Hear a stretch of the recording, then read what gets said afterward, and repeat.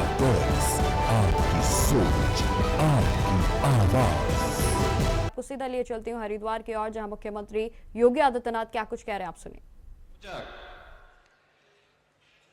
जूना पीठाधीश्वर आचार्य महामंडलेश्वर पूज्य स्वामी अवधेशानंद गिरि जी महाराज भारत के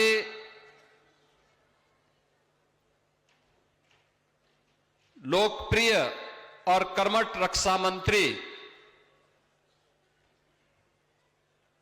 आदरणीय श्री राजनाथ सिंह जी, उत्तराखंड के लोकप्रिय मुख्यमंत्री माननीय श्री पुष्कर सिंह धामी जी,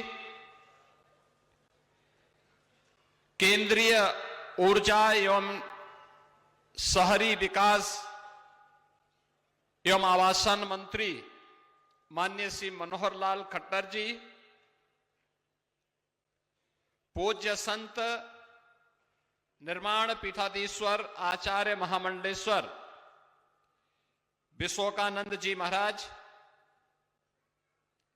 श्री राम जन्मभूमि न्यास के कोषाध्यक्ष पूज्य संत स्वामी गोविंद देव गिरि जी महाराज,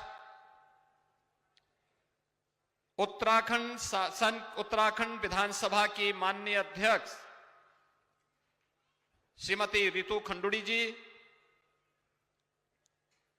उत्तर प्रदेश सरकार में मंत्रिमंडल के मेरे वरिष्ठ सहयोगी उप मुख्यमंत्री श्री ब्रजेश पाठक जी, मध्य प्रदेश सरकार के नगर विकास और संसदीय कार्य विभाग के मंत्री श्री कैलाश विजय वर्गीय जी,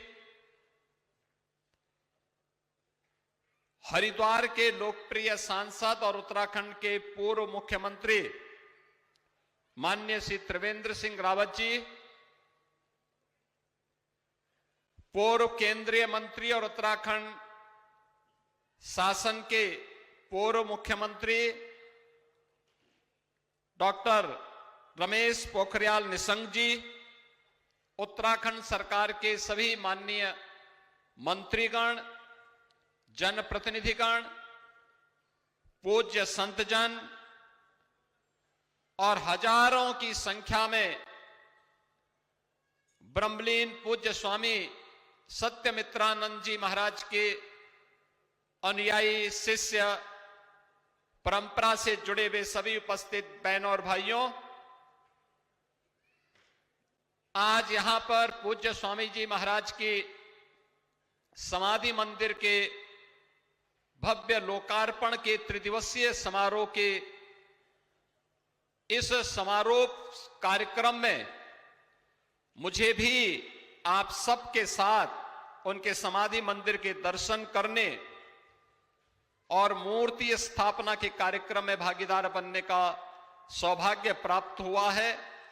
मैं पूज्य स्वामी जी महाराज की स्मृतियों को नमन करते हुए मैं उत्तर प्रदेश शासन की ओर से, उत्तर प्रदेश की जनता जनार्दन की ओर से पूज्य स्वामी जी महाराज के श्री चरणों में नमन करते हुए उन्हें विनम्र श्रद्धांजलि अर्पित करता हूं। हम सब इस बात को जानते हैं कि पूज्य स्वामी जी महाराज भारत की सनातन परंपरा के एक ध्वजवाहक थे। समन्वय उनके जीवन का मंत्र था। करुणा और मैत्री का संदेश उन्होंने जन जन तक पहुंचाया था। लेकिन राष्ट्रभक्ति के मूल्यों के साथ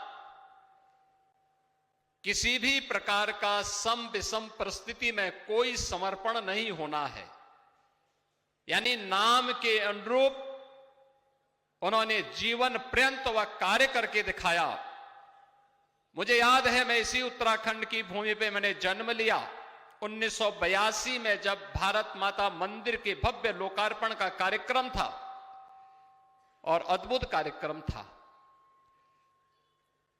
तत्कालीन प्रधानमंत्री श्रीमती इंदिरा गांधी जी भी और राष्ट्रीय स्वयंसेवक संघ के सरसंघ चालक पूज्य बाला साहब देवरस जी की उपस्थिति उस कार्यक्रम में एक साथ इस बारे में तय करती थी कि राष्ट्र के राष्ट्राध्यक्ष के प्रति हमारा सम्मान का भाव होगा, लेकिन मूल्यों और आदर्शों के प्रति किसी प्रकार का कोई समझौता भी नहीं होगा। और भारत माता मंदिर का यह अद्भुत मंदिर उस समय जब ये देश विपरीत परिस्थितियों से जूझ रहा था, तब देश को किस प्रकार का आध्यात्मिक नेतृत्व चाहिए, यह पूज्य स्वामी जी महाराज ने भारत माता मंदिर के भव्य निर्माण के साथ साथ उसके लोकार्पण कार्यक्रम के माध्यम से हम सबके सामने एक चिरस्थायी स्मारक हम सबके सामने समर्पित किया, जो प्रत्येक भारतीय के लिए एक नई प्रेरणा है। आज पूज्य स्वामी जी महाराज की स्मृतियां हम सबके सामने हैं। मैं उनकी स्मृतियों को कोटि कोटि नमन करता हूं। यह हमें एक नई प्रेरणा प्रदान कर रहा है और अनंत काल तक ये हम सबकी एक नई प्रेरणा का आधार बना रहेगा। उत्तराखंड हमारी देवभूमि है।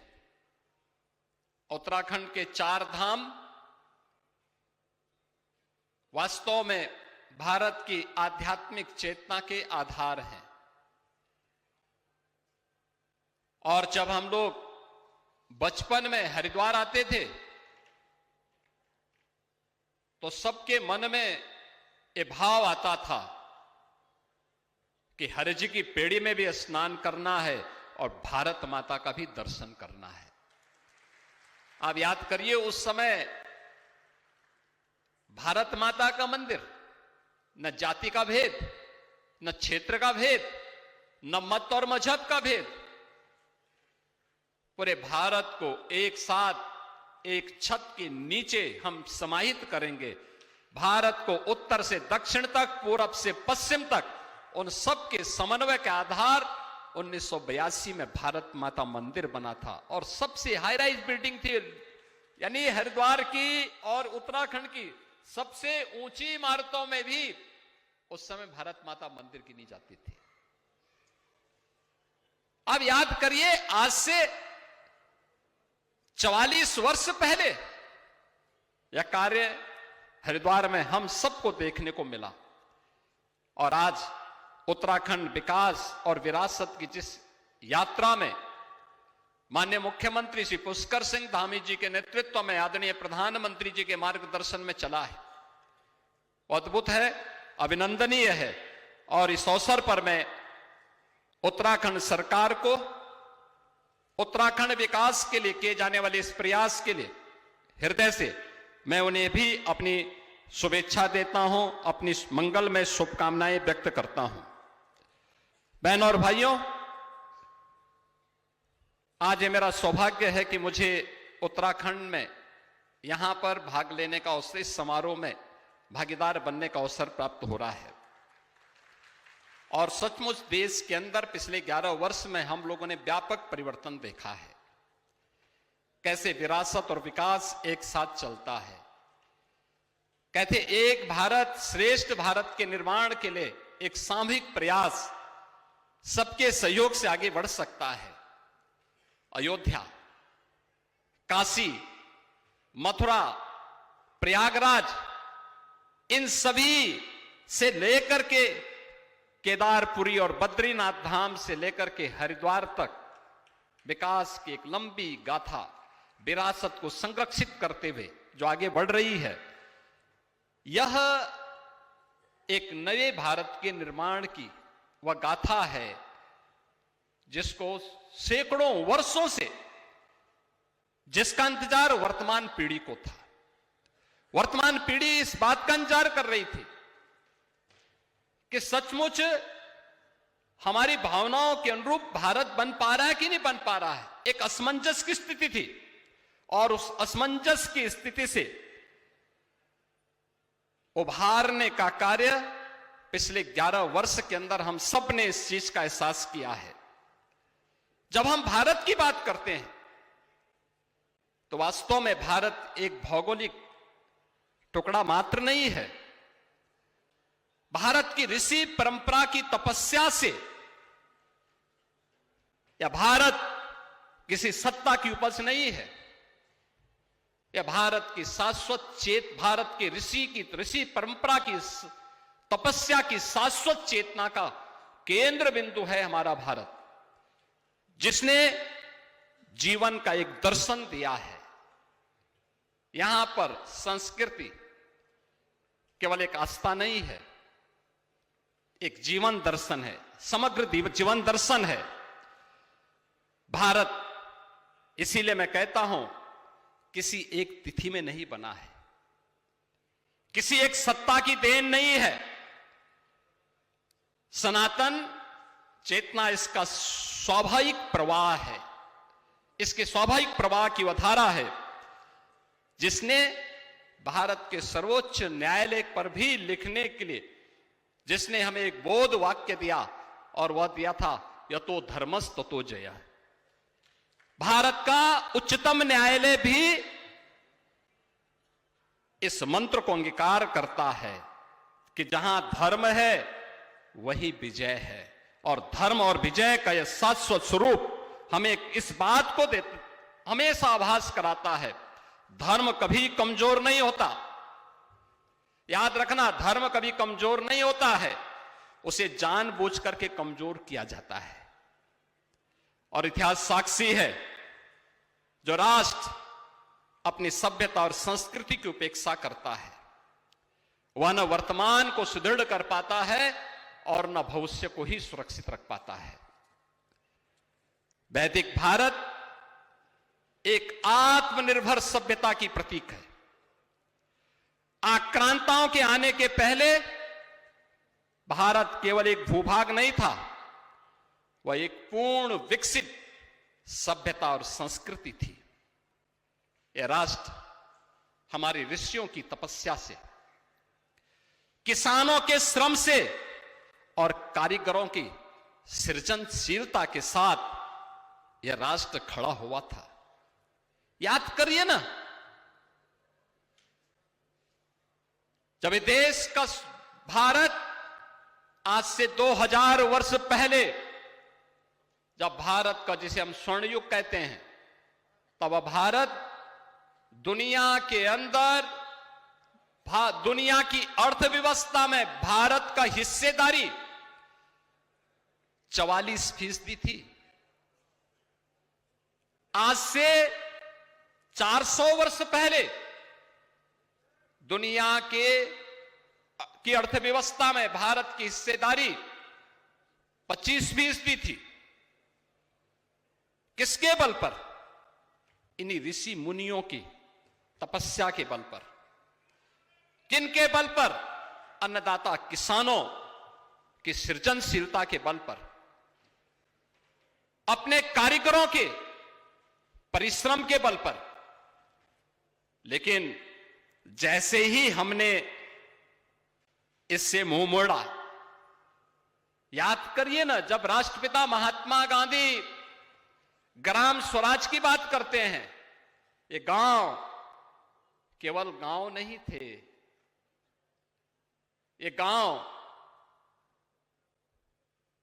जो कुछ भी था, भारत इसलिए बना क्योंकि भारत गांव आधारित गांव था, और ये गांव एक आत्मनिर्भर इकाई थी। कृषि था, पशुपालन था, हस्तशिल्प था, और वस्त्र हो या धातु के कार्य, ये सभी गांव पर होते थे। सब कुछ गांव के भीतर, किसी बाहरी सत्ता का हस्तक्षेप नहीं, किसी अनुदान पर निर्भरता भी नहीं। स्वरोजगार भारत की मूल शक्ति था। हमारा किसान उत्पादक था, कारीगर उद्यमी था, और व्यापारी राष्ट्र को जोड़ने का सेतु था। उत्तर से दक्षिण तक, पूरब से पश्चिम तक, दुनिया के देशों तक भारत के व्यापार को पहुंचाने का माध्यम हमारा व्यापारी बनता था। ग्राम स्वराज शासन का एक मॉडल था। निर्णय गांवों में, संसाधन गांवों के, उत्तरदायित्व भी गांव का। शिक्षा गुरुकुलों के केवल पुस्तकीय ज्ञान नहीं थी। ये जो हमारे गुरुकुल थे, ऋषि आश्रम में ही ये संचालित होते थे। और ये गुरुकुल केवल किताबी पुस्तकीय ज्ञान के मात्र माध्यम नहीं थे। कृषि, खगोल, आयुर्वेद, शिल्प और प्रशासन, ये सभी व्यावहारिक ज्ञान इन्हीं आश्रमों में हमें सिखाए जाते थे। लोग मुझसे पूछते हैं, कहते हैं मुख्यमंत्री बनने के पहले तो आपने कोई प्रशासनिक दायित्व तो नहीं निभाया, उत्तर प्रदेश को कैसे चला रहे हैं? मैंने कहा आपको मालूम होना चाहिए, मैं एक आश्रम की व्यवस्था के साथ जुड़ा हूं। ये हमारे जीन्स का हिस्सा है। प्रशासन कैसे चलना है, ये भारत का सन्यासी आश्रम की पद्धति से सीखता है। वहीं पर हमारी ये एमबीए की डिग्री उसी आश्रम में हमें प्राप्त हो जाती है। मैनेजमेंट कैसे होना है, प्रबंधन कैसे होना है, ये वहां के आश्रम की पद्धति से हम सीख जाते हैं। भारतीय नारी समाज अर्थव्यवस्था में बराबर की सहभागी थी। वह कभी पराधीन नहीं रही और उसे पराधीन कभी बनाया भी नहीं गया था, कभी नहीं। हमेशा उसकी अपनी हिस्सेदारी थी, उसका अपना प्रभाव था। लेकिन आक्रांताओं के साथ साथ लूट आधारित अर्थतंत्र ने स्थानीय उत्पाद को नष्ट किया, ग्राम स्वराज टूटा। याद करना, स्वरोजगार की जगह, यानी जो गांव में स्वराज उत्पन्न होता, स्वरोजगार उत्पन्न होता था, उसका नाम ले लिया कर आधारित व्यवस्था ने। टैक्स दो और सरकार पर निर्भर रहो। कारीगर गुलाम बना दिया गया, किसान करदाता बन गया। यानी आश्रम पद्धति से विमुख हुए, गुरुकुलों की परंपरा से विमुख हुए, तो कारीगर हमारा गुलाम बन गया और शासन पे हमारी निर्भरता हो गई। किसान करदाता बन गया, आत्महत्या करने के लिए मजबूर हो गया। हमें इस बात को याद रखना होगा। ये ग्राम स्वराज की जो अवधारणा है, ये केवल कोरी नहीं है। जब गांव टूटता है तो याद रखना, एक गांव का टूटना ये केवल एक घटना नहीं है।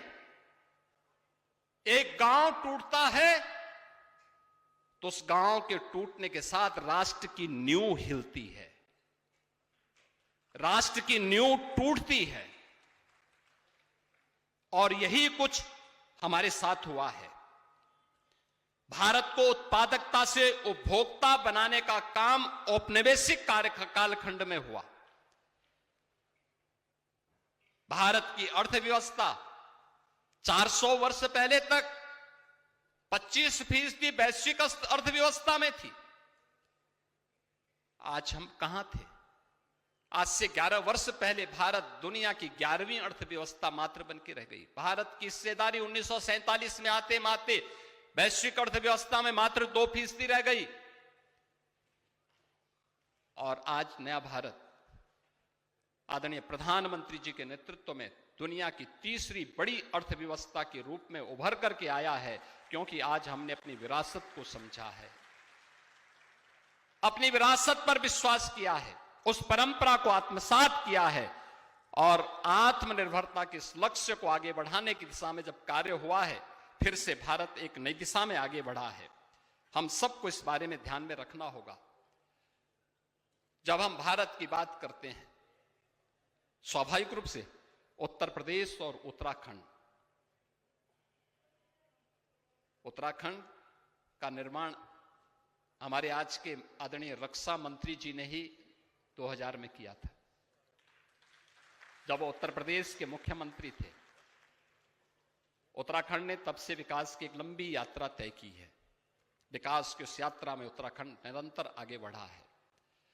लेकिन उत्तर प्रदेश के अंदर आप देख सकते हैं, जब विरासत को कोसा जाता था, अपमानित किया जाता था, लांछित किया जाता था, जब राम भक्तों पर गोलियां चलती थी, जब राम भक्त अपमानित होता था,